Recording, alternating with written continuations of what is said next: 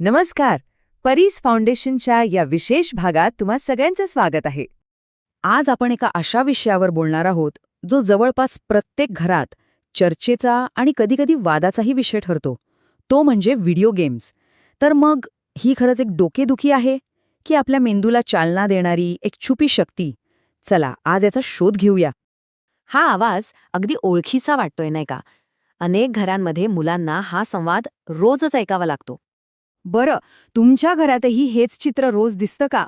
मुलं तासनतास त्या स्क्रीनसमोर आणि तुमची चिंता वाढतच चाललीये. पण एक मिनिट थांबा, गंमत नाहीये. पण काय वाटेल जर तुम्हाला कळलं की हा वेळ वाया नाही जातोय, उलट नकळतपणे एक सुपरपॉवर डेव्हलप होतीये?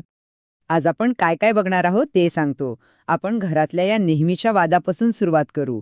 मग त्यामागची सुपरपॉवर काय आहे ते बघू. विज्ञान काय म्हणते हे पण समजून घेऊ. आणि हो, सगळ्यात महत्त्वाचं म्हणजे याचा बॅलन्स कसा साधायचा हे सुद्धा पाहू. चला तर मग सुरू करूया. सगळ्यात आधी एक गोष्ट स्पष्ट करूया. पालक म्हणून तुमची जी काळजी आहे ना, ती 100% बरोबर आहे.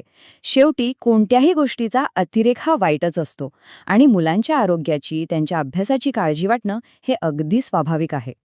पण आता चला नाण्याची दुसरी बाजू बघूया, कारण मानसशास्त्र आणि आपलं मेंदूचं विज्ञान याबद्दल काहीतरी एकदम आश्चर्यकारक सांगतंय. मग काय आहे ही छुपी सुपरपॉवर? तर ह्या पॉवरला म्हणतात व्हिज्युअल स्पेशल अटेन्शन. आता हे नाव जरा अवघड वाटेल, पण सोप्या भाषेत सांगायचं झालं तर एकाच वेळी अनेक हलत्या फिरत्या गोष्टींवर लक्ष ठेवणं आणि त्यांच्यात काय संबंध आहे हे ओळखणं. विचार करा, जेव्हा कोणी कॉल ऑफ ड्युटी सारखा गेम खेळत असतो तेव्हा शत्रू कुठून येईल, आपली टीम कुठे आहे, कुठे लपायचं, या सगळ्या गोष्टींवर एकाच वेळी लक्ष ठेवावं लागतं. हीच ती क्षमता. आणि दुसरी शक्ती आहे निर्णयक्षमता. म्हणजे काय तर डिसिजन मेकिंग. सतत बदलणारी माहिती तुमच्या समोर येतेय आणि तुम्हाला अगदी सेकंदाच्या आत अचूक निर्णय घ्यायचा आहे. गेमर्सना तर अक्षरशः मिलीसेकंदात निर्णय घ्यावे लागतात आणि याच प्रेशरमध्ये त्यांचा मेंदू जास्त शार्प, जास्त पॉवरफुल बनत जातो. आता तुम्हाला वाटेल की हे सगळं बोलायला ठीक आहे, पण याला काही आधार आहे का? तर हो, यामागे ठोस वैज्ञानिक संशोधन आहे. अगदी बरोबर. चला बघूया विज्ञान नक्की काय म्हणतंय. रोचेस्टर युनिव्हर्सिटीच्या एक न्यूरो सायंटिस्ट आहेत, डॉक्टर डॅफ्ने बाविलियर.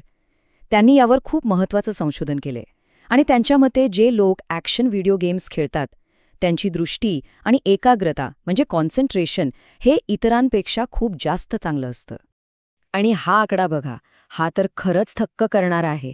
त्यांच्या रिसर्चमधनं हे सिद्ध झालंय की व्हिडिओ गेम्स खेळणारे लोक जे खेळत नाहीयेत त्यांच्यापेक्षा तब्बल 25% जास्त वेगाने निर्णय घेतात आणि तेही अचूकता न गमावता. विचार करा, आजच्या जगात, एवढ्या फास्ट जगात हे किती मोठं स्केल आहे. पण मग प्रश्न येतो की या कौशल्यांचा आपल्या भारतीय मुलांच्या भविष्यात काय उपयोग? आपल्याकडे तर गेमिंगकडे अजूनही फक्त टाइमपास म्हणूनच बघितलं जातं. पण हे चित्र आता हळूहळू बदलतंय. तर या स्किल्सचा थेट उपयोग कुठे होतो? पहिलं उदाहरण म्हणजे रोबोटिक सर्जरी. तुम्हाला आश्चर्य वाटेल, पण संशोधनानुसार जे सर्जन व्हिडिओ गेम्स खेळतात त्यांच्या हातून ऑपरेशन करताना चुका कमी होतात. दुसरं म्हणजे ई स्पोर्ट्स. भारतात ही आता अब्जावधी रुपयांची इंडस्ट्री झाली आहे आणि इथे तर हे कौशल्य असलंच पाहिजे. आणि एवढंच नाही, कॉर्पोरेट जगात सुद्धा वेगाने निर्णय घेण्यासाठी लागणारी स्ट्रॅटेजिक थिंकिंग गेमिंगमधून येते. पण मग तो सगळ्यात महत्त्वाचा प्रश्न येतोच. ह्या सुपरपॉवरचा फायदा तर घ्यायचा, पण याचं व्यसन लागू नये म्हणून काय करायचं? हा बॅलन्स कसा साधायचा? यासाठी आम्ही तुम्हाला 3 सोप्या टिप्स सांगणार आहोत. पहिली टिप, वेळेची लक्ष्मण रेषा आखून घ्या. दिवसातून साधारण 30 ते 60 मिनिटं बस. यासाठी अलार्म लावा. दुसरी टिप, योग्य गेम निवडा. असे गेम्स निवडा ज्यात स्ट्रॅटेजी, प्लॅनिंग आणि टीमवर्क लागतं. आणि तिसरी, जी पालकांसाठी सगळ्यात महत्त्वाची टिप आहे, मुलांसोबत खेळा. त्यांच्यावर ओरडण्याऐवजी त्यांच्या जगात जरा सामील होऊन बघा. यामुळे तुम्हाला गेम पण कळेल आणि सगळ्यात महत्त्वाचं म्हणजे तुमचं नातंही अधिक घट्ट होईल. शेवटी एक गोष्ट कायम लक्षात ठेवा. व्हिडिओ गेम्स हे सुरीसारखे असतात. त्याच सुरीने तुम्ही भाजी चिरून एक उत्तम जेवण बनवू शकता आणि चुकीच्या वापराने बोटही कापू शकता. निवड आपल्या हातात आहे. टेक्नॉलॉजीला दोष देण्यापेक्षा तिचा योग्य आणि संतुलित वापर कसा करायचा हे शिकणं जास्त महत्त्वाचं आहे. आता जाता जाता तुमच्यासाठी एक प्रश्न.